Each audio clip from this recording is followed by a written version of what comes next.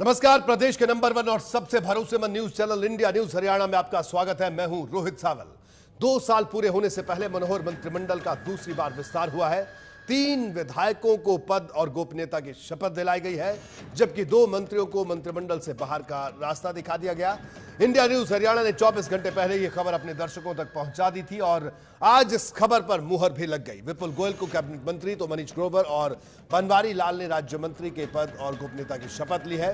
वहीं घनश्याम दास सर्राफ और विक्रम ठेकेदार को मंत्रिमंडल से आउट कर दिया गया है। हालांकि दोनों ही मंत्रियों ने इस बदलाव से बचने की पूरी कोशिश की, लेकिन नाकामयाब रहे। घनश्याम दास सर्राफ ने कल रात को ही सीएम से मुलाकात की थी, तो उधर विक्रम ठेकेदार ने राव इंद्रजीत से मुलाकात कर राहत हासिल करने की कोशिश की। उधर सीएम मनोहर लाल ने मंत्रिमंडल विस्तार को सामान्य प्रक्रिया बताते हुए कहा कि हमारे साथ जो थे वो अच्छे थे, लेकिन और लोगों को मौका देना जरूरी होता है। अब बड़ा सवाल ये कि फेरबदल से कितना मनोहर हुआ मंत्रिमंडल, तो मंत्रिमंडल को का चेहरा बदलने से क्या तस्वीर बदलेगी, और तीसरा बड़ा सवाल कि क्या खराब परफॉर्मेंस के चलते 2 मंत्रियों पर गाज गिरी। इन्हीं अहम सवालों पर करेंगे खास पैनल के साथ आज की बड़ी बहस।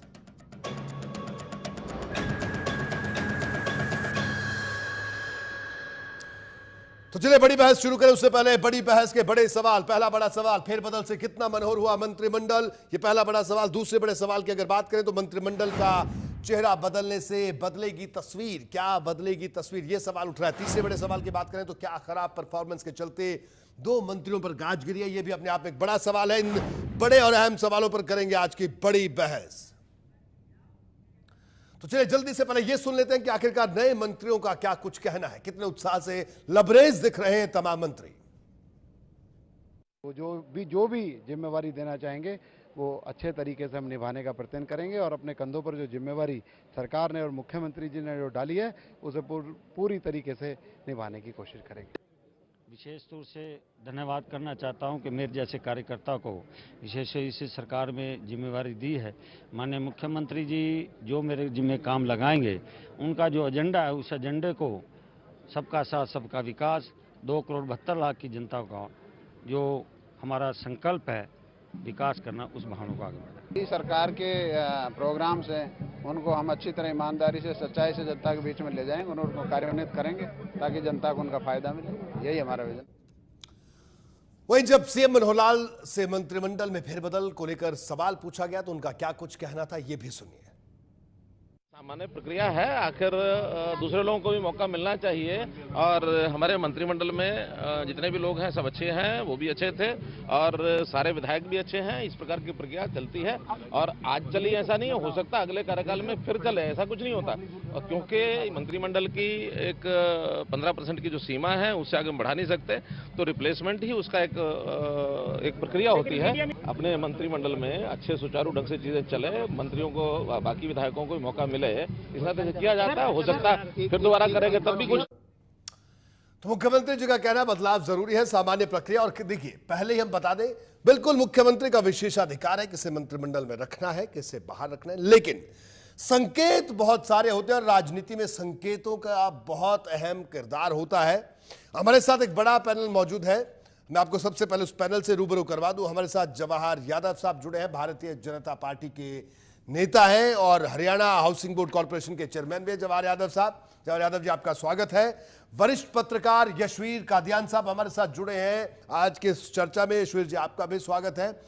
और यशवीर जी ने कई मंत्रिमंडलों में बदलाव देखे, कई फेरबदल देखे, आज के इस फेरबदल बदलाव को कैसे देखते हैं ये भी हम जानने की कोशिश करेंगे।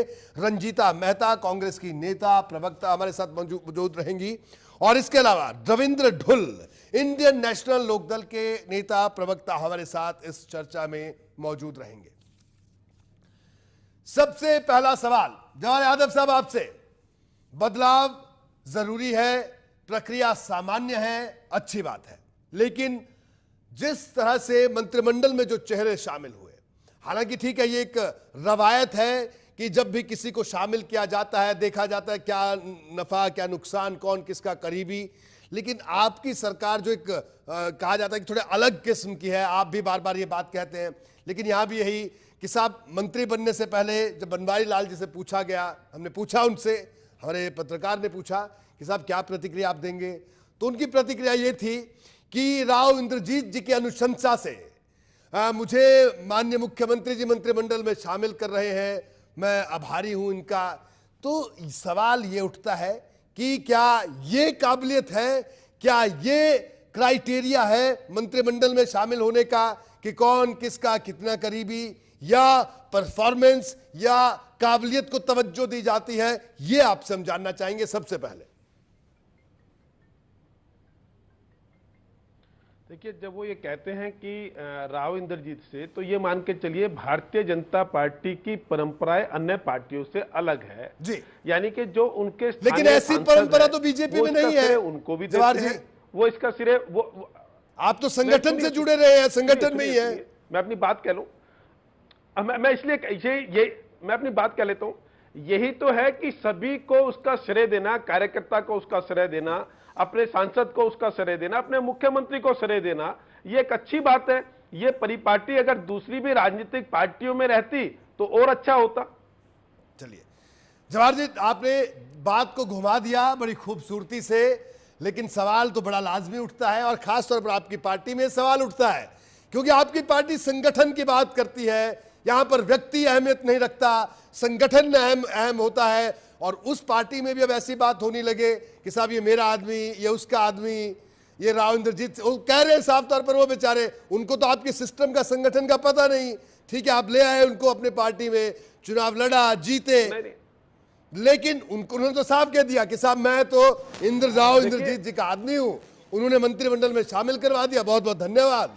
तो हम ये जानना चाहते हैं, ठीक है, हो सकता है वो काबिल भी हो, अपनी काबिलियत भी दिखाएं, लेकिन सवाल इसलिए उठा क्योंकि आपकी पार्टी ऐसा बात नहीं करती। रोहित जी, उनकी कोई भी ऐसा वाक्य सुना दीजिए मुझे जिसमें उन्होंने ये कहा हो कि मैं राव इंद्रजीत का आदमी हूं।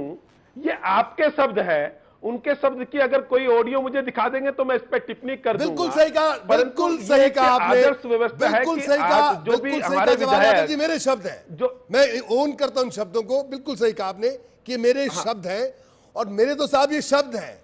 आप तो उनके साथ उठते बैठते इन तमाम नेताओं के साथ हैं, आप तो और भी करीब से जानते हैं कौन क्या है, किसका क्या किरदार है। मैं तो पत्रकार हूं, बाहर से चीजों को देखता हूं साहब, आप लोगों से वक्त लेते हैं मिलने के लिए जाने से पहले हम लोग तो, लेकिन आप तो और भी करीब से देखते हैं। बहरहाल आगे बढ़ते हैं। एक प्रतिक्रिया यहां पर, अब मैं एक प्रतिक्रिया यशवीर जी के पास सबसे बाद में आता हूं। यशवीर जी आपके पास, ढोल साहब आपसे एक प्रतिक्रिया, क्या कहेंगे?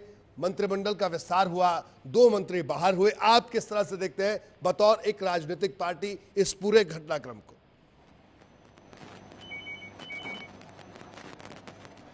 देखिए रोहित, अपनी नाकामयाबी को बचाने का प्रयास कर रहे हैं। मैं आपको बताना चाहूंगा 91 जो अमेंडमेंट थी कॉन्स्टिट्यूशन की, संविधान के अनुसार मंत्रिमंडल में सदस्यों की संख्या जो है 15% से अधिक नहीं हो सकती। आप यहाँ पर नोट करेंगे कि मंत्रिमंडल में 14 मंत्रियों के अलावा इस समय पर 4 चीफ पार्लियामेंट सेक्रेटरी हैं। 18 लोगों के मंत्रिमंडल के साथ में ये जो है अपनी 15% की संख्या को पार कर चुके हैं। पहली बात ये गैर कानूनी है। दूसरी बात आपको मैं बताना चाहूंगा, जब इनकी सरकार आई थी तब इन्होंने मिनिमम गवर्नमेंट और मैक्सिमम गवर्नेंस का एक कॉन्सेप्ट दिया था। आप इनसे ये पूछने का ये पूछें इनसे कि मिनिमम गवर्नमेंट और मैक्सिमम गवर्नेंस का मतलब क्या होता है, आप तो पहले ये बताएं। आप इतना बड़ा मंत्रिमंडल बना रहे हैं, आप किसको खुश कर रहे हैं? इसमें कोई शक नहीं है, पता लग रहा है। और मनीष ग्रोवर जी जैसे विधायक हैं, उन्होंने रोहतक के अंदर एक बयान दिया था कि जिस तरह गुजरात दंगों के बाद नरेंद्र मोदी 12 साल तक प्रधानमंत्री रहे, ये खट्टर साहब जो है ये हरियाणा दंगों के बाद में 15 साल तक मुख्यमंत्री रहेंगे। ये क्या मतलब, मैं समझ नहीं पा रहा हूं कि किस प्रकार का तो ये मंत्रिमंडल है और किस प्रकार का विस्तार और किस प्रकार का इन्होंने क्राइटेरिया फिक्स किया है। इनसे ये पूछने का एक बार कष्ट करें रोहित जी। मैं इनके सीधा प्रश्न पूछ रहा हूँ कि पहले बात आप ये बताइए 15% को बियॉन्ड क्यों गए आप? चलिए जवाब जिसे जवाब ले लेते हैं रंजीता जी, फिर आपके पास आता हूँ, जवाब लेते हैं जवाब जी। दूसरी बात क्राइटेरिया क्या है जी, उत्तर ले लीजिए। एक तो अच्छा होता, रविंदर ढुल जी, मैं आईएनएलडी के उन लोगों में मानता हूं जिनको ठीक ठाक मैं मानता हूं जानकारी है, पर रविंदर ढुल जी आपको यहां अपनी जानकारी बढ़ानी चाहिए। आपके साथ वरिष्ठ पत्रकार बैठे हैं, वो आपको बता देंगे कि सीपीएस मंत्रिमंडल का हिस्सा होता है या नहीं होता। आपने भी सीपीएस बना रखे थे अपनी सरकार में, चौटाला साहब की सरकार में, रामफल माजरा शायद उनका नाम था, वो भी सीपीएस थे। परंतु क्या सीपीएस मंत्रिमंडल का सदस्य होता है, नहीं होता? क्योंकि मैं बोलूंगा तो इनको पचेगा नहीं। हमारे वरिष्ठ पत्रकार यहां बैठे हैं, वो इसका उत्तर दे देंगे। दूसरा, इन्होंने कहा कि 15% तो 15% से बिल्कुल ज्यादा नहीं है, फिर भी इनको लगता है तो आप चुनौती दे सकते हैं। उसके अलावा आज कौन सुशासन की बात कर रहा है? वो सुशासन की पार्टी बात कर रही है जो ये कहती थी इस बार के विधानसभा चुनाव में, जिसने हरियाणा ने नकारा। किस बात पे नकारा? जो ये कहती थी हम उस व्यक्ति को मुख्यमंत्री बनाएंगे जो तिहाड़ जेल में, वहां से हरियाणा का सुशासन संभालेंगे। तो सुशासन की आपकी परिभाषा तो तिहाड़ जेल से राज करना है। हमारी सुशासन की परिभाषा ये है कि हरियाणा के 2.5 करोड़ लोगों के जीवन को कैसे बेहतर बनाया जा सके, हम उसके प्रति कमिटमेंट है और हम उस धारणा पर, उस रास्ते पर चल रहे हैं। जी चलिए, रंजीता मेहता जी, आपसे एक सवाल, क्या आपकी प्रतिक्रिया? आऊंगा रविंद्र जी आपके पास, इस चर्चा को आगे बढ़ाएंगे। रंजीता जी, मंत्रिमंडल का विस्तार किस तरह से आप देखती हैं इस घटनाक्रम को? देखिए रोहित, जो आज विस्तार हुआ है, बिल्कुल ये मुख्यमंत्री का खुद का निजी क्षेत्र है, किसी टाइम भी वो विस्तार कर सकता है। पर सब हरियाणा की जनता जो है वो ये जानना चाहती है कि इस विस्तार के कारण क्या हुए हैं। जो 2 लोगों को आउट किया गया है, एक तरफ तो ये कह रहे हैं कि परफॉर्मेंस लिंक ये जो फेरबदल है कि जिसने परफॉर्मेंस नहीं की उसको बदला जा रहा है, और दूसरी तरफ ही उसको कवर करने की कोशिश की जा रही है कि नहीं जी, बदलाव के लिए बदलाव है, सब लोगों को मौका मिलना चाहिए। ये इस चीज को आज स्वीकार कर रहे हैं कि मात्र 2 साल में इनकी सरकार, जो बार बार वादे करते थी कि हमारी सरकार भ्रष्टाचार मुक्त सरकार बनेगी, इनके मंत्री एक ही साल में भ्रष्टाचारी जो जितने भी घोटाले थे उसमें लिप्त पाए गए हैं। चाहे वो विक्रम ठेकेदार है, चाहे वो घनश्याम शराफ है। घनश्याम शराफ जी के ऊपर तो हाई कोर्ट का नोटिस तक दे दिया गया।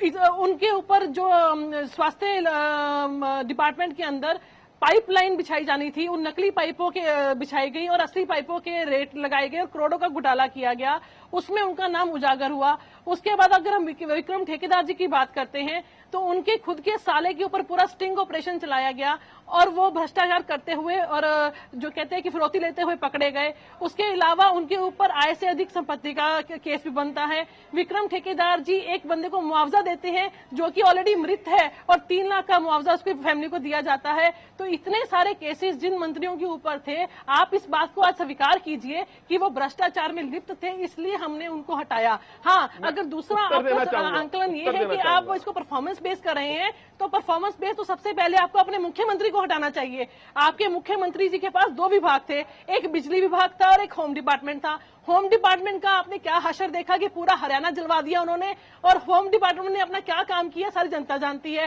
दूसरा उनके पास बिजली विभाग था, बिजली विभाग में उन्होंने बिजली के रेट क्या कर दिए और पूरी जो आज हड़ताल पर बैठे हुए हैं और सारी जनता त्राही त्राही कर रही है, जनता को बिजली नहीं मिल रही। अगर ये परफॉर्मेंस बेस है तो सबसे पहले भाई आप मुख्यमंत्री को ही चेंज कीजिए। तो कहीं ना कहीं नजर आ रहा है कि जो भारतीय जनता पार्टी की सरकार है, जनता को जो उन्होंने वादे किए थे। ठीक है रंजीता जी, अब आपको रोकूंगा, जवाहर जी से जवाब ले लेते हैं, उसके बाद यशवीर जी के पास में मुझे आना है। जी जवाहर जी बोलिए, अब कुछ कहना चाह रहे रंजीता मेहता जी की बात।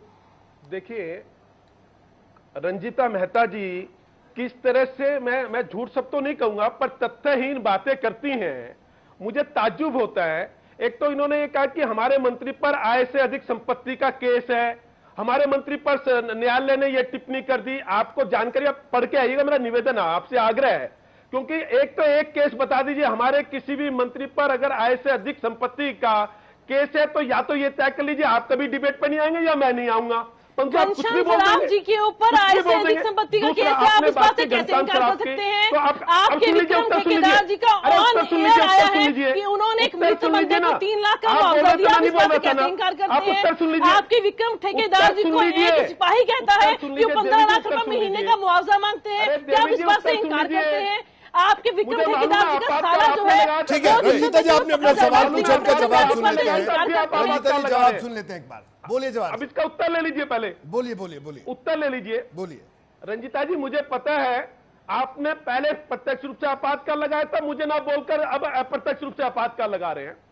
दूसरा, इन्होंने कहा कि घनश्याम शराफ के ऊपर माननीय न्यायालय ने कहा, तो मैं आपकी जानकारी देता हूं, डेट बता दूंगा आपको।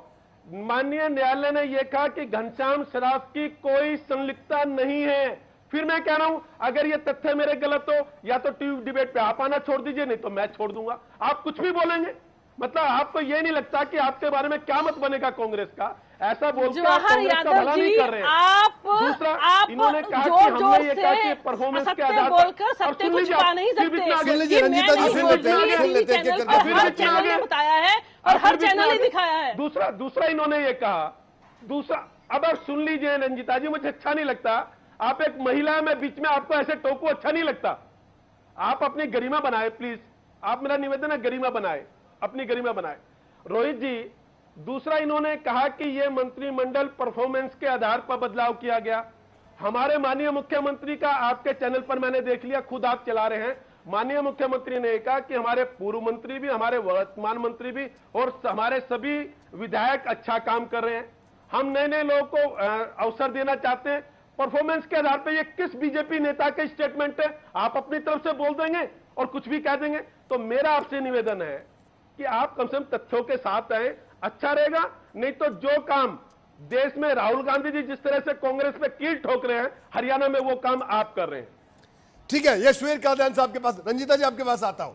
यशवीर जी, रोहित जी, मुझे जवाब देने का मौका दीजिए प्लीज। रोहित जी, मुझे छोटी इसका जवाब देने का मौका दीजिए। जो इन्होंने भी बात की है कि इनके किसी मंत्री ने या किसी नेता ने नहीं बयान दिया, इनके स्वयं जो प्रदेशाध्यक्ष सुभाष बराला जी हैं हर चैनल के ऊपर ये बयान दे रहे हैं कि जो ये फेरबदल हुआ है ये परफॉर्मेंस लिंक्ड हुआ है। जिसने अच्छा परफॉर्म किया उसको अवार्ड दिया जा रहा है, जिसने परफॉर्म नहीं किया उसको चेंज किया जा रहा है।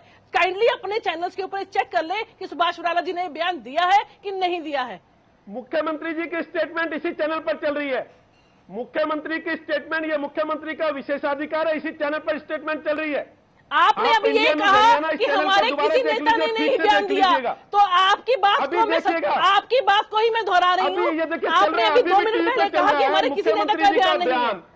आपके इसी चैनल पे चल रहे हैं और आप ठीक से पढ़िएगा उसको। आप पिछले साल 22 जुलाई को विक्रम ठेकेदार, आप एक बार बताइए, आप पिछले साल 22 जुलाई को घनश्याम सराफ को मंत्री बनाते हैं और अगले साल 22 जुलाई को आप उसको हटाते हैं। तो आप बताइए ना वो क्या कारण रहा 1 साल के अंदर, आपको ये महसूस हो गया? ठीक है जवाहर जी, रंजीता जी, आप दोनों को रोक रहा हूं।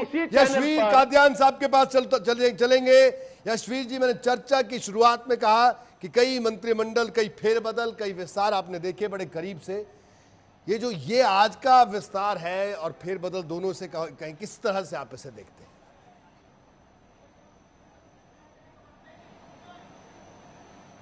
रोहित, देखिए, ये मौजूदा मनोहर लाल सरकार के मौजूदा कार्यकाल में ये तीसरा अवसर है जब शपथ ग्रहण का कार्यक्रम रचा गया है। आज 3 मंत्रियों को शपथ दिलाई राज्यपाल जी ने, तो मेरी उन तीनों को बधाई है और इसलिए भी कि उनके अच्छे दिन आ गए हैं और जनता के तो खैर पहले ही आए हैं। तो ये तीनों ही जो व्यक्ति हैं उसमें एक बाउल के डॉक्टर बनवारी लाल और जो दूसरे मनीष ग्रोवर रोहतक से और तीसरे फरीदाबाद से विपुल गोयल, तीनों ही पहली दफा विधायक बने हैं। विपुल जी को कैबिनेट मंत्री और बाकियों को राज्य मंत्री बनाया। तो मेरा ये कहना है कि इन मंत्रियों को शामिल करने का मंशा चाहे जो भी रही हो, सबसे पहले मैं बात उस पर करना चाहूंगा कि 2 लोग क्यों हटे। कहीं ना कहीं कोई ना कोई ऐसा जरूर बात रही होगी जिसके कारण उनको मंत्रिमंडल से हटा दिया गया या उनसे इस्तीफा ले लिया गया। क्योंकि बात चाहे कोई कितनी कैसी करे, जो सत्ता है, जो कुर्सी है, वो आसानी से आदमी छोड़ना चाहता नहीं। दूसरी बात रोहित जी, मैं ये जरूर कहना चाहूंगा कि एक अजीब सा संयोग है हमारे यहाँ मुख्यमंत्रियों में, एक विचित्र सी समानताएं हैं कि वो कहते कुछ है और करते कुछ है। मिसाल के तौर पे जब ओम प्रकाश चौटाला जी मुख्यमंत्री थे, उन्होंने जब 1999 में मुख्यमंत्री बने, उन्होंने कहा कि विधानसभा के जो चुनाव है वो तय समय पे करवाएंगे, लेकिन उन्होंने अचानक से विधानसभा भंग कर दी। ऐसा ही काम मुख्यमंत्री जब भूपेंद्र सिंह हुड्डा थे, उन्होंने भी चुनाव पहले कराए। अब आप ये देखें कि 3 दिन 4 दिन पहले तक मुख्यमंत्री जी का ये बयान था कि मंत्रिमंडल का विस्तार नहीं हो रहा और अचानक से मुख्यमंत्री ने विस्तार किया, यानी कि अपनी कही हुई बात को एक तरह से गलत साबित किया उन्होंने। और एक और आप ये देखिए कि कृष्ण बेदी और करणदेव कंबोज जो राज्य मंत्री हैं, वो ये बयान दे रहे हैं कि मंत्रिमंडल का विस्तार नहीं होगा। भाई ये तो देखना मुख्यमंत्री का काम है कि उन्होंने विस्तार करना है नहीं करना है, किसको बनाना है किसको नहीं बनाना है, किसको विभाग देना है किसको नहीं देना। लेकिन इस सरकार में ये अलग सा माहौल है जब राज्य मंत्री ये तय कर रहे हैं या डंके की चोट पे ऐलान कर रहे हैं कि मंत्रिमंडल का विस्तार नहीं होगा। तो मुझे जरूर ये जो परिस्थिति उत्पन्न हुई है उसके बाद राज्य मंत्रियों को भी सोचना चाहिए कि उनको इस तरह के अनाधिकार चर्चा करनी चाहिए नहीं करनी चाहिए। और जहां तक मंत्रिमंडल विस्तार को देखने की बात है तो ये निर्भर करेगा कि ये 3 जो विधायकों को मंत्री बनाया गया इनको क्या विभाग दिए जाते हैं और फिर आने वाले समय में ये किस तरह से उन विभागों को चलाते हैं, क्या प्रदर्शन करते हैं, तब इसका आकलन सही तरीके से हो पाएगा। ये रोहित जी बिल्कुल बड़ी अहम बात यशवीर जी आपने भी कही कि 2 मंत्रियों को हटाया गया और रंजीता जी ने भी सवाल यहां पर उठाया। बिल्कुल सवाल उठना लाजमी है और जवाब भी हम मांगेंगे। बिल्कुल बिल्कुल जवाहर जी आप बोलिए, इससे पहले मैं पूछूं, आपने उंगली उठा दी तो आप जवाब दे दीजिए पहले ही। देखिए मैंने कहा फिर कहा, और जहां तक अगर रंजीता मेहता जी का मैं जवाब देना चाहता हूं, नहीं यशवीर जी की बात कभी दीजिएगा, तो फिर मैं पूछना चाहता हूं आपके हरमोहन सिंह चड्डा जी स्पीकर बने, उनकी जगह रघुवीर कादियान जी को ले आए, फिर हरमोहन सिंह चड्डा जी स्पीकर बने, फिर आप कुलदीप शर्मा को ले आए। तो इसमें किसकी परफॉर्मेंस ठीक नहीं थी? चड्डा साहब की परफॉर्मेंस ठीक नहीं थी, या रघुवीर कादियान की परफॉर्मेंस ठीक नहीं थी, या कुलदीप शर्मा की परफॉर्मेंस ठीक नहीं थी? ये बदलाव माननीय मुख्यमंत्री चाहे कोई भी हो उनका विशेषाधिकार होता है जी बिल्कुल। ये उनको करना होता है कि अपने मंत्रिमंडल में वो कैसे सबको साथ लेते हुए कैसे हरियाणा की भलाई के लिए बेहतर से बेहतर प्रयोग कर सके। और दूसरा, हमारे मंत्रिमंडल में ऐसा तो नहीं हुआ ना जो चौटाला साहब की सरकार के समय में हुआ कि संसद में मामला उठा के चौटाला साहब को हटाइए, वो हट गए, 6 दिन बाद फिर आ गए, फिर एक बनारसी दास गुप्ता को बना दिया, उनको हटा के फिर आ गए, फिर अपने हुकम सिंह जी को लाना पड़ा, उनको हटा के फिर आ गए। यानी कि यहां पद की वो लालसा नहीं है। हमारे यहां हमारे मंत्रियों ने सम्मान तरीके से जाकर अपने इस्तीफे जाकर मुख्यमंत्री जी को दिए।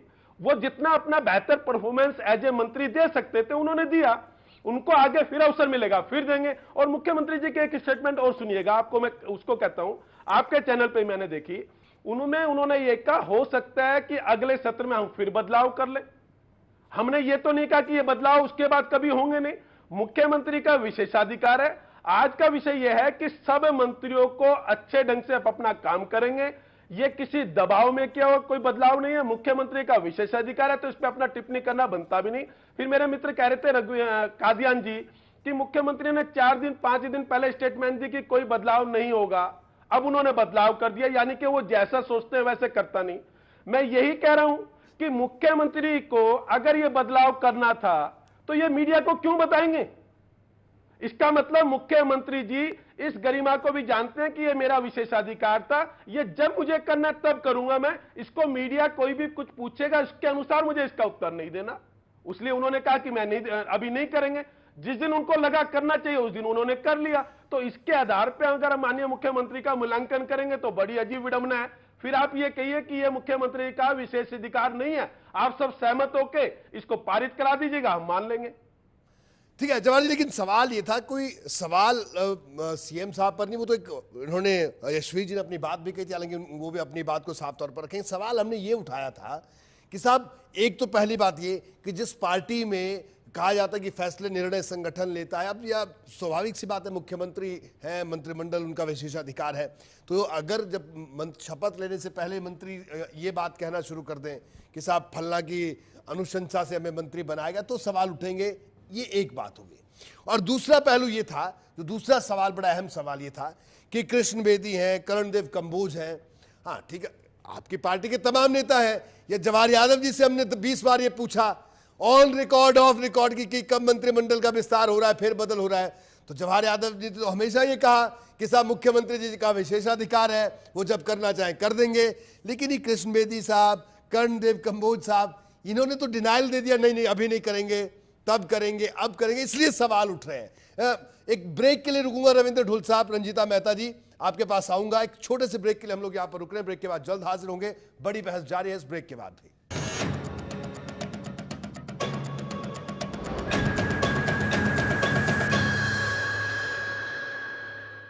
ब्रेक के बाद बड़ी बहस में आपका स्वागत है। तमाम मेहमान हमारे साथ मौजूद हैं। हमारे साथ जवाहर यादव साहब, भारतीय जनता पार्टी के नेता, वरिष्ठ पत्रकार यशवीर कादियान साहब, और कांग्रेस की नेता रंजीता मेहता, और साथ ही साथ रविंद्र ढुल साहब आईएनएलडी से हमारे साथ जुड़े हैं। ढुल साहब, क्या कहेंगे आप? ब्रेक पर जाने से पहले आप कुछ कहना चाह रहे थे, एक सवाल आपके जहन में था। रंजीता जी के पास भी एक सवाल था, उसको भी लेंगे, लेकिन पहले ढुल साहब आपका सवाल। जी रोहित, जवाहर जी क्या बोल रहे थे मैं अच्छी तरह उस समय पर समझ नहीं पाया, लेकिन इतना बात बिल्कुल पक्की है कि ये भूतकाल की बात कर रहे होंगे, क्योंकि इनको पार्टी ने एक ही काम दिया हुआ है, भूतकाल में घुमाइए और वर्तमान को बचाइए। तो अब आप इस बात को समझिए, इनको ये बताइएगा जवाहर जी को, इनसे पूछिए कि केरला हाईकोर्ट और वेस्ट बंगाल हाईकोर्ट दोनों जो है चीफ पार्लियामेंट सेक्रेटरी को जो है मंत्री के बराबर मान चुकी है। इनको ये बताइए कि अपनी हाईकोर्ट में भी यहाँ पर एक मामला पेंडिंग है और इस समय पर जो संख्या है 15.55% है, यानी कि 15% से अधिक।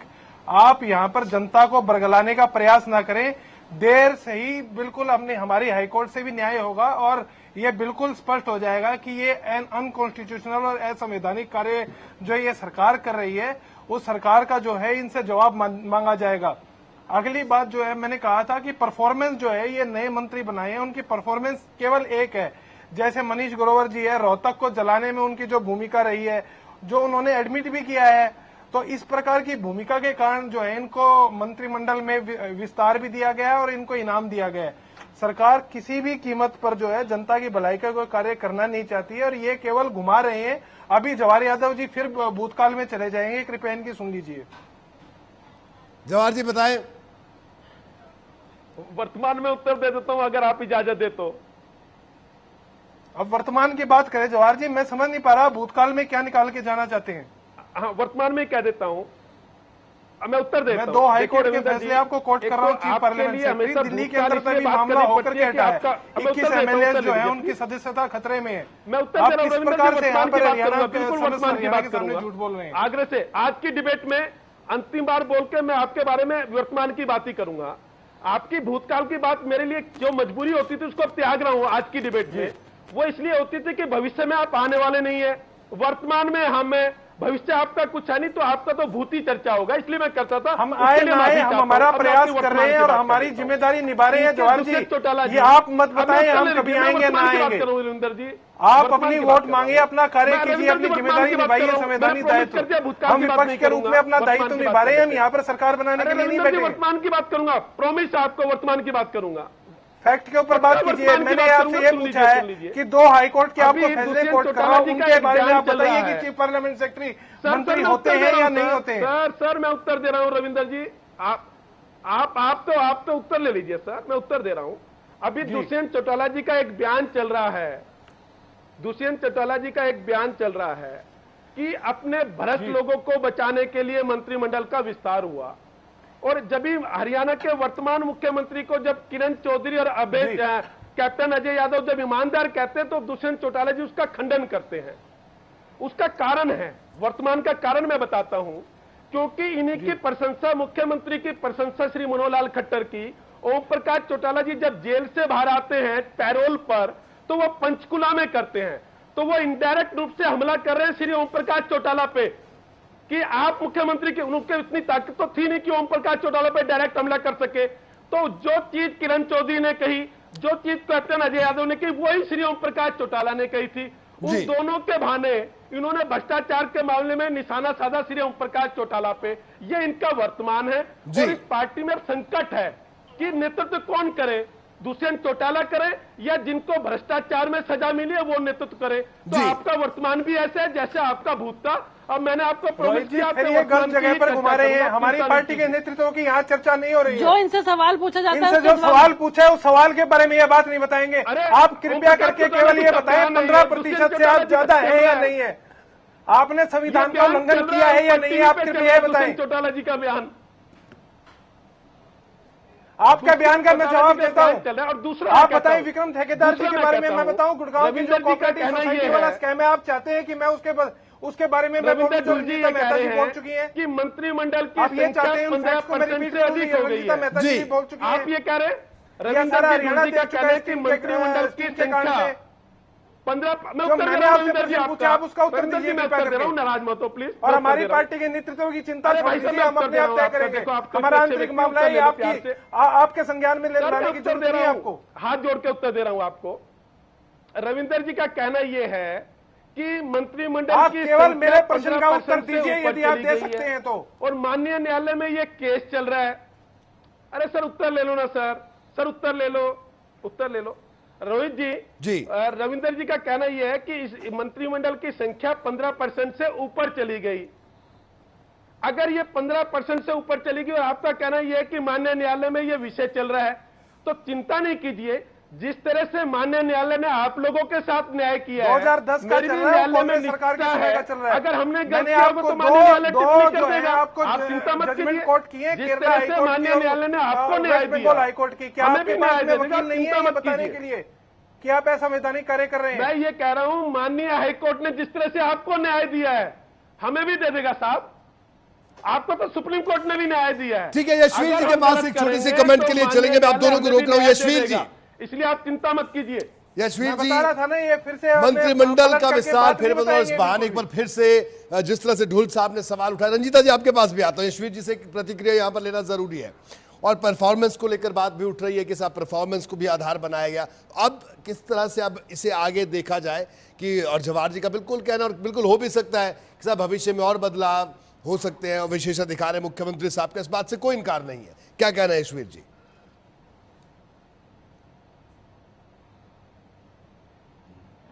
मुख्यमंत्री के तो बहुत से विशेषाधिकार हैं, उस पर तो किसी को किंतु परंतु होनी नहीं चाहिए। वो तो कोई मूर्ख व्यक्ति ही उंगली उठा सकता है उस पर। बिल्कुल। मेरा तो रोहित जी ये कहना है कि मान लीजिए किसी विषय पे मुख्यमंत्री ये कहें कि हम ये नहीं करेंगे, और वो 4 दिन बाद वो चीज कर देते हैं, तो एक उनकी विश्वसनीयता के ऊपर आंच जरूर आती है। वो बेहतर हो कि वो ये कहें कि जब ऐसा कोई विषय आएगा आपको जानकारी दी जाएगी।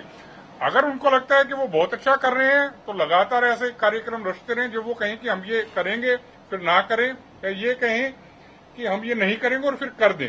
मैं मिसाल के तौर पे छोटी सी बात ये कहना चाहूंगा, मुख्यमंत्री जी विदेश यात्रा पे गए हरियाणा में पूंजी निवेश बढ़ाने के मकसद से, अच्छी बात है, उनको और भी जाना चाहिए। अगर मान लीजिए कि कल कोई पत्रकार ये पूछे मुख्यमंत्री जी से कि साहब क्या आप पूंजी निवेश बढ़ाने के लिए विदेश यात्रा पे जाएंगे, और वो कहें कि हम नहीं जाएंगे, हम फिलहाल हरियाणा में ही सक्रिय हैं, और 4 दिन बाद मान लीजिए वो विदेश यात्रा पे चले जाएं, ये उनका विशेषाधिकार है, इस पे किसी को कोई शक है ही नहीं, और मान लीजिए वो चले जाएं, तो कहीं ना कहीं लोग ये इस बात के ऊपर जरूर चर्चा करेंगे कि अभी 2 दिन पहले 3 दिन पहले तो ये कहा गया था। तो एक तो मैं ये कहना चाहूंगा। दूसरा, ये रोहित जी, मैं ये घोर अनुशासनहीनता मानता हूं। मैंने कई सरकारों को बहुत नजदीक से देखा, कई मुख्यमंत्रियों को साथ उड़न खटोले और एयरक्राफ्ट में उनके साथ उड़ने का मौका मिला, उनकी कार्यशैली को बहुत नजदीक से देखा। ये राज्य मंत्रियों की क्या हैसियत है, वो किस हैसियत से कह रहे हैं कि मंत्रिमंडल का विस्तार होगा या नहीं होगा, क्या ये अनुशासनहीनता है या नहीं है, मैं ये पूछना चाहता हूं। अगर मान लीजिए मीडिया वाले राज्य मंत्रियों से पूछते भी हैं तो वो कह दे कि ये तो मुख्यमंत्री ने देखना है किसको मंत्री बनाना है किसको नहीं बनाना है, आप हमसे हमारे विभाग के बारे में बात कर लीजिए, दूसरी चीजों के ऊपर बात कर लीजिए। तो मैं ये कहना चाह रहा हूं कि कहीं न कहीं जो अनुशासन है, भाजपा पार्टी विद डिफरेंस है, अनुशासित लोगों का समूह है ये, तो यहाँ पर इस तरह की बात नहीं होनी चाहिए। ये किसी और पार्टी में हो तो समझ में आता है, भाजपा तो बहुत निराली और न्यारी पार्टी है, इसमें अगर होता है तो लोग बहुत चर्चा करते हैं। बिल्कुल। जवाहर जी, आरव रंजीता जी, जवाहर जी से एक छोटा सा जवाब ले लेते हैं, उसके बाद आप ही के पास आते हैं। तो जवाहर जी, देखिए, आज यशवीर कादियान जी ने कहा कि ये अनेकों सरकार के उड़न खटोलों में उड़े हैं, उड़े होंगे, अच्छी बात है, आपका एक वरिष्ठ स्थान है पत्रकारिता में, परंतु आप ये कह रहे हैं कि कोई मुख्यमंत्री ये कहे कि मैं विदेश जाना और कैबिनेट का विस्तार दोनों में अंतर है। और दूसरा, अगर मंत्री का ये कहना आपकी दृष्टि से, मेरे शब्द नहीं है, आपकी दृष्टि से ये कहना कि गलत है कि मंत्रिमंडल का विस्तार नहीं होगा, तो मेरे पत्रकार मित्र को भी ये जानकारी होनी चाहिए कि ये प्रश्न किससे करना चाहिए, दोनों चीजें अपने आप में, तो इसलिए उस पर नहीं। और दूसरा, एक और आदर्श चीज देखिए, पिछली सरकारों में रघुवीर कादियान जी जैसे वरिष्ठ पत्रकार बात करते थे हुड्डा साहब के घोटालों की, आज हमारी सरकार में बात की क्या की जा रही है, हमारी सरकार में आरोप किस स्तर के लगते हैं कि मंत्रिमंडल का विस्तार होना चाहिए, नहीं होना चाहिए, ये कहना चाहिए था, नहीं कहना चाहिए था। तो मैं मानता हूं ये आदर्श स्थिति है। एक तरफ वो सरकारें थी जिससे उद्योग इस प्रदेश से भाग गए, जिसको लूट खसोट की सरकारें, तब आप लोग उनकी चर्चा करते थे। एक सरकार वो आई जिसको आप कहते थे ये सीएलयू की सरकार है। तो आज हमारे ऊपर कम से कम आप यही आरोप लगा पा रहे हैं कि ये उसका विशेषाधिकार था या नहीं था, ये उनको बोलना चाहिए था, ये नहीं चाहिए था। तो ये एक आदर्श स्थिति है और हम सुधार करेंगे। आपकी भावनाओं को ध्यान में रखते हुए सुधार निरंतर व्यक्ति करता है, हम और अच्छा करने के प्रयास करेंगे कि कल को आप ये भी ना पूछ पाए। ठीक है रंजीता जी।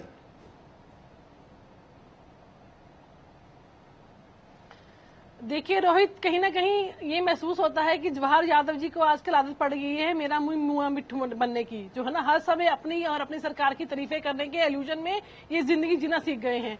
अभी यशवीर कादियान जी ने जो कहा कि कृष्ण बेदी जी को क्या अधिकार था, जनाब वो अनुशासनहीनता नहीं, वो बौखलाहट थी।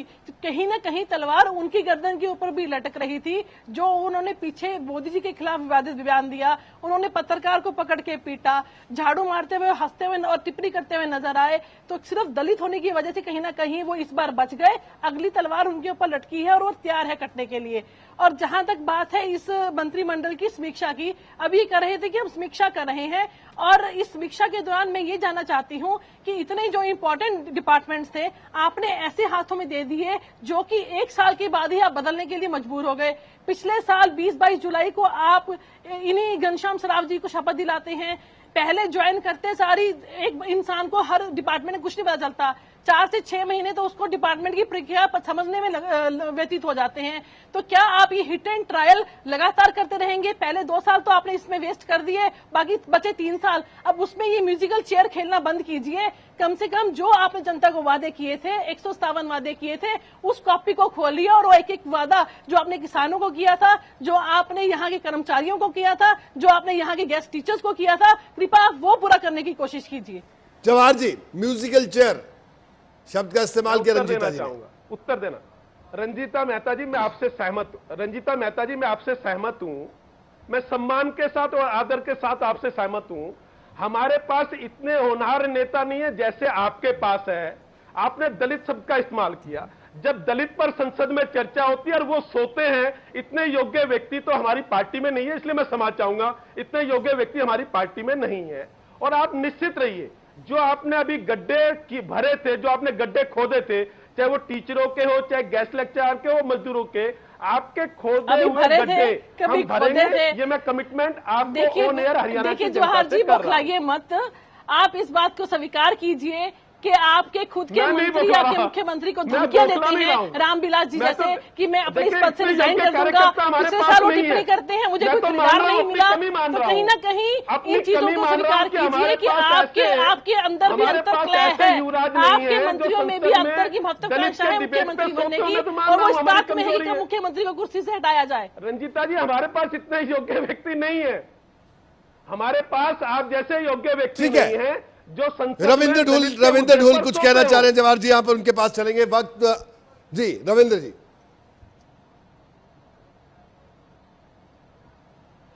जी देखिए, जवाहर जी जो है बार बार जो है बरगलाने का प्रयास कर रहे हैं। इन्होंने किसी भी प्रश्न का उत्तर नहीं दिया और इन्होंने कहा कि हमारे ऊपर केवल इतना ही आरोप लगाया है कि मुख्यमंत्री ने जो है पहले एक बयान दिया। मैंने इनके एक नए नवेले मंत्री के ऊपर पहली लाइन में स्पष्ट रूप से आरोप लगाया था कि आपने ऐसे व्यक्ति को आपने मंत्री बनाया है जिसने रोहतक के अंदर इतना दुर्भाग्यपूर्ण बयान दिया कि उसको उसी तुरंत प्रभाव से भारतीय जनता पार्टी से बाहर निकालना चाहिए था।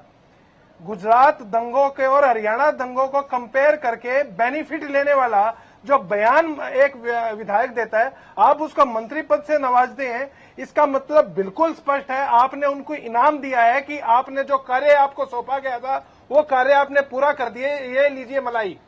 आप ये बताएं कि क्या उन्होंने ये बयान दिया था, नहीं दिया था, और दिया था तो क्यों उनको इस प्रकार का पद दिया गया है? क्यों ये फालतू में बरगलाने का प्रयास कर रहे हैं? जवाहर जी, रविंदर ढोल जी ये हर किसी को इनाम देते हैं, ये राजकुमार सैनी को भी इनाम दे चुकी हैं। राजकुमार सैनी ने दंगे भड़काए, उसको इनाम दिया गया, उसको जेड सिक्योरिटी प्रोवाइड की गई। उसके बाद मनीष ग्रोवर जी ने पूरा हरियाणा जलाया, उनको आज मंत्रिमंडल दे दिया गया है। ये सबको पूरा पूरा इनाम देते हैं जब इनके कहे अनुसार काम होते हैं। रंजीता जी अब उत्तर दें जवाहर जी, कृपया करके मेरी बात का उत्तर दें। रंजीता जी दोबारा मत घुमाइएगा, केवल ये बताएं कि क्या मनीष ग्रोवर जी ने जवाहर जी बहुत शिकायत है सब लोगों को आपसे कि आप घुमा देते हैं बात को। निंदनीय है तो और ढूल साहब कह रहे हैं कि बिल्कुल सीधा जवाब दीजिएगा, तो एक बार हो जाए सीधा जवाब जवाहर जी। करूं क्या? रंजीता जी ने कहा, रंजीता सीधा जी ने बताइए कहा कि उन्होंने बयान दिया था तो निंदनीय है नहीं है, या उसको मंत्री बनाना चाहिए या नहीं बनाना कैसे चाहिए? दूंगा सर, मैं उत्तर दूंगा, स्पष्ट बिल्कुल बताइए दूंगा, आप कभी कृपया मैं करके। प्रश्न से नहीं भागता। पहले लास्ट में इनको रंजीता जी को देता हूं क्योंकि ladies first, Bharatiya Janata party महिला का इसलिए कहता हूं लेडीज फर्स्ट। रंजीता जी ने कहा राजकुमार सैनी जी ने दंगे भड़काए। अगर आपको जी, लगता है आपका वो राजकुमार आज सैनी ने बयान दंगे आया, वो भड़काए, पता लग गया कि आप किस क्या प्रकार कर रहे के थे? बयान आप देते क्यों हैं। नहीं गए माननीय न्यायालय के पास? आपने वो लोग हो जिन्होंने 5000 लोगों का कत्लेआम किया, उनका सरकार मुआवजा तो आपकी है, हमने जवाहर दिया यादव भी, जी, आप बात मोदी से नहीं सरकार ने दिया। फिर जवाब नहीं दे रहे हैं आप। जिस तरह से सरकार आपके आपकी है, कार्यकाल में सिखों को कानून जिंदा व्यवस्था जलाया बनाना गया था। आपका कार्य है, वो हमने ये कैसे विपक्ष का दंगों की कार्य बात नहीं आप है। मत कृपया कीजिए, मैं करके आता हूं हमें मत रविंदर ढूल बताएं। जी के उत्तर पर। अब मैं रविंदर ढूल जी के उत्तर पे आ रहा हूँ। रविंदर जी आप नहीं चला सकते, मैंने पहले भी कहा था कृपया करके आप रिजाइन दीजिए, दोबारा चुनाव करा अब मैं लीजिए, उत्तर देना चाहता आपको हूं पता लग सर जाएगा आपका। कि कितनी लोकप्रिय है आपकी सरकार। सर मैं उत्तर देता हूं। अच्छा सर मैं उत्तर दे लेता हूं। धन्यवाद देखिए दीजिए। सर ये जो अलोकतांत्रिक काम है, अरे सर उत्तर ले लीजिए, उत्तर ले लीजिए सर। सर ये जो आपने कहा दोबारा चुनाव करा लीजिए, ये अलोकतांत्रिक काम आपकी सरकार ही कर सकती है। हम तो हरियाणा की जनताओं की भावनाओं का सम्मान करते हैं जिन्होंने हमें 5 साल के लिए सरकार चलाने के लिए भेजा। ये अलोकतांत्रिक काम तो केवल आप जैसे लोग पार्टी कर सकती है, हम नहीं कर सकते। 7 साल हम के हरियाणा की जनता का अपमान 7 नहीं कर साल सकते। के लिए, 7 साल के लिए हरियाणा जवाहर यादव जी, की भ्रष्टाचार के मुद्दे आज पर बुखला आईने रहे की हैं, सरकार की आज आपने जवाहर भी यादव बाहर जी की किया टंग और ये स्लिप कर रही कि है, आप बुखला शासन रही कीजिए। हैं। तो कहीं ये ना कहीं काम, अंदर मान रहे ये हैं कि लोकतांत्रिक उनके काम केवल आपकी मंत्रिमंडल में कुछ पार्टी न और कुछ आपके दाल में विचार काला कर है। सकते हैं। अब मैं आपके 1000 प्रश्न का करोड़ उत्तर देता हूं आपने जो जला आपने करके मनीष हरियाणा ग्रोवर के रख बारे दिया में। है। अब आप 30 दो लोग व्यक्तियों मुझे की बोलने हत्या नहीं हुई देंगे, मैं यहाँ क्या पर, उत्तर दूंगा? और आप ये बात कर रहे हैं, आप रोहित जी, आप अच्छी इनको तरह से चुप सरकार कराएंगे चला तो मैं रहे हैं। उत्तर दे पाऊंगा। ढूल साहब चले जवाब ले लेते, सर, जवाब मैं ले आपको लेते। उत्तर दूंगा अगर आप सुनेंगे बताइए तो। मनीष ग्रोवर जी को लेकर आप जवाब दे रहे थे। अब इन्होंने ये कहा, हाँ इन्होंने ये कहा कि मनीष ग्रोवर जी ने ये स्टेटमेंट दी कि जिस तरह से गुजरात में दंगों के बाद ठीक बात, हमारी सरकार इतने साल रही, वैसे ही हरियाणा में रहेगी। इसको अब इनको अर्थ बता देता हूं। गुजरात में एक ट्रेन आ रही थी जिसमें 59 व्यक्तियों को जिंदा जला दिया गया, उसके आधार पर कोई प्रतिक्रिया हुई। ऐसे ही हरियाणा में भी कुछ लोगों ने एक अच्छा भला शांतिपूर्वक आंदोलन था जाट रिजर्वेशन का, उसमें कुछ असामाजिक तत्व आ गए, वो किन किन राजनीतिक पार्टियों ने भेजे। अगर उनको ये लगता है इनकी मंशा इसके कारण पूरी हो जाएगी तो उनको वो केवल भारतीय जनता पार्टी के थे जनाब, और जिम्मेदारी सिर्फ आपकी थी क्योंकि आपकी सरकार जाएंगे और हमारी सरकार 10 साल काम करेगी। और ये मैं फिर इसको दोहरा रहा हूं कि आप लोगों के मंसूबे पूरे नहीं होंगे। जितने मर्जी दंगे करा लीजिए, हरियाणा की जनता ने एक पार्टी को ठीक है 15 जवाहर साल जी, से बाहर वक्त कर कम रखा है। है। फाइनल 105 कमेंट के लिए साल तमाम के लिए मेहमानों के बाहर पास कर बड़े दिया। संक्षेप में तो आऊंगा। आप दोनों का गठजोड़ किसी डूबने नहीं देंगे, चाहे आप जितने मर्जी दंगों में भूमिका निभा लीजिए। ठीक है रविंद्र ढूल साहब, बड़े संक्षेप में आपका फाइनल कमेंट।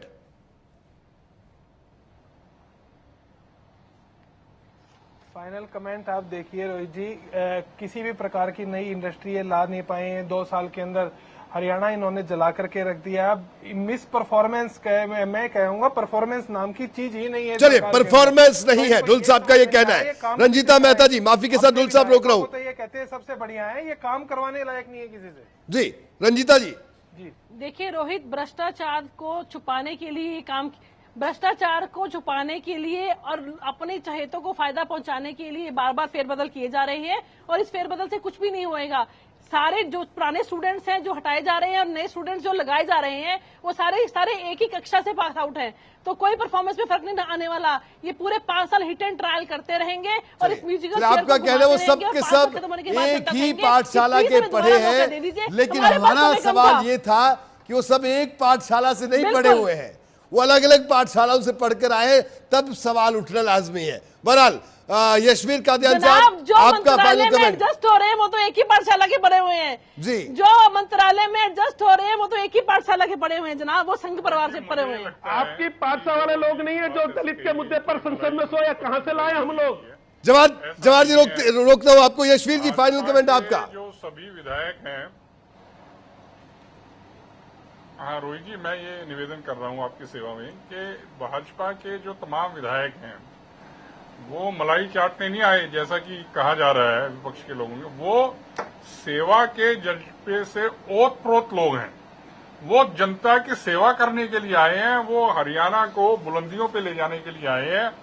ये ठीक है कि अभी थोड़ी सी उनकी परफॉर्मेंस उनकी उम्मीद के मुताबिक शायद इसलिए कम होगी क्योंकि पिछली सरकारों ने गड्ढे इतने ज्यादा गहरे कर दिए।